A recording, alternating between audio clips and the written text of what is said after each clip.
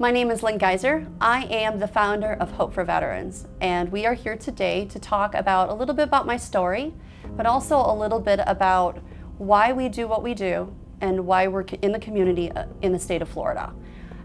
So I just want to give you a little bit about, who I am. Of course, I'm a mother. When I joined the military in 1993 to 2004, I was also a single mom. And when I got out, I was homeless, being a single mom. So there's a lot of struggles in that process. But while I was I served in the National Guard for 6 years, and then I served active duty for 3 years and re-enlisted for the last year. During that last year is when the struggles started. My medical and my mental deteriorated. I've seen a lot of medical doctors and they couldn't figure out what was going wrong. I had a lot of stomach issues, I had a lot of immune issues, my back issues, and I think many of you guys can relate as women veterans or as veterans in general. To this day I still struggle, and we still try to receive the help we get from the VA system, which has been a struggle in my case. I got out in 2004, and before I got out, I had some struggles with the military, and a year prior to that, I was sexually assaulted by a platoon sergeant. And in this platoon sergeant, I trusted this gentleman. I trusted him to be by my side. I trusted him, you got your six. And no other person in my unit really had my back except for this gentleman, because I served 3.5 years in the field. So my family was the Ranger Battalion. My family was the BNOC, ANOC schools, any of the schools training. So I served most of my time in the field almost 24/7, except for taking a shower or coming in. So there's a lot of, the struggles come from being in the field 24/7. The food I ate, MSG, I'm allergic to MSG, but I'm allergic to a lot more stuff. And I think many of you can understand, and you may struggle today for the stuff that you've gone through, the stomach issues, the hysterectomy issues, the immune issues, back issues, all those things that when we go into the military, we train, and when we come out, we may be damaged goods, or we may be struggling to find who we are today. I got out in 2004 and I struggled. I was a single mom, I was homeless, and it took me over a year. When I got out of the military, I was an 88 mic. 88 mics, there's not a lot, especially being a single mom. You don't want to go over, overseas or over trucking because you are a single mom. And I think many of us as single moms realize how hard it is, even to this day in the economy. So as a single mom, I was out there homeless, trying to find resources, trying to find food, trying to find employment. And to this day, I still struggle finding those resources out there.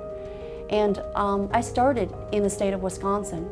I got out and I was going to school. I did accomplish many years later as a master's in marriage and family therapy. But during that process, from 2004 to 2010, I struggled medically, mentally, PTSD, MST, avoiding everything, triggers. So I might be telling a similar story that you face in general.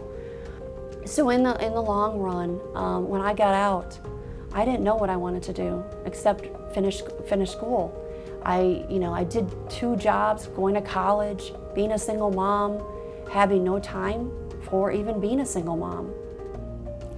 So in the process, in 2010, I accomplished that. I accomplished being a marriage and family therapist. I wanted to do more in the community. I wanted to be, because of my struggles, because of my journey, and because of this, what I have gone through, I found many, especially military women, many struggles and many similar stories that we tell today. So I wanted to give back because I had that experience and that education now. So in 2018, Hope for Veterans started in the state of Wisconsin. We did support groups. We did a lot of helping back financially, housing, and I realized there was more. We needed to do more.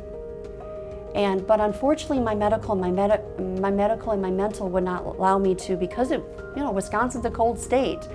And so my body did not able to handle it. So we as a family moved to Florida.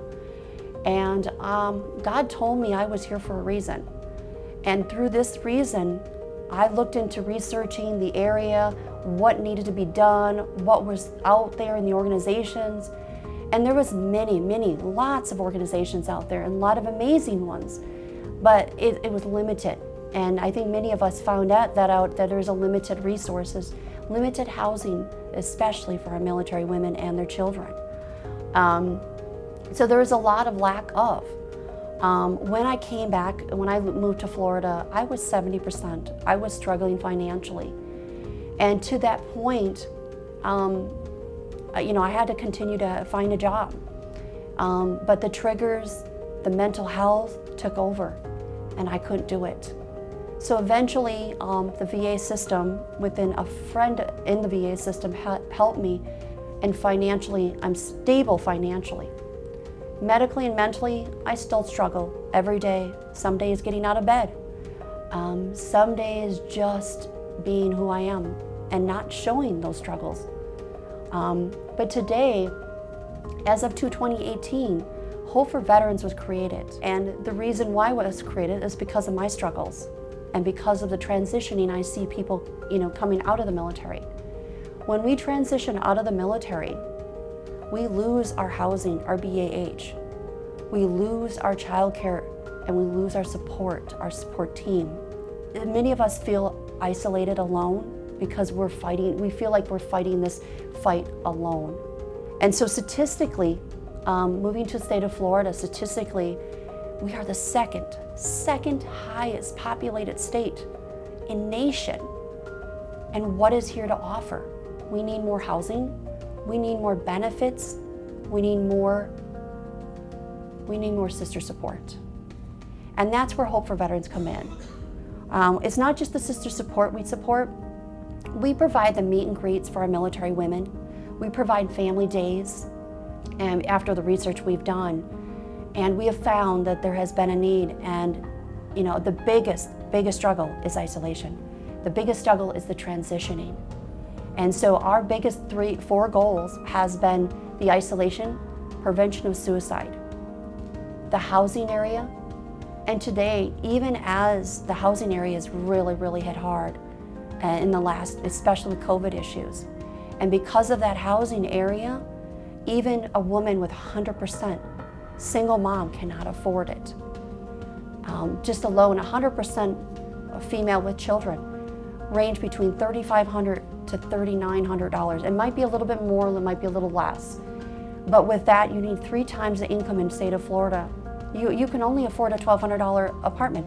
For a 2 to 3 bedroom right now, it's ranging between $2,000 to $2,500 alone. So us single women families are really struggling today.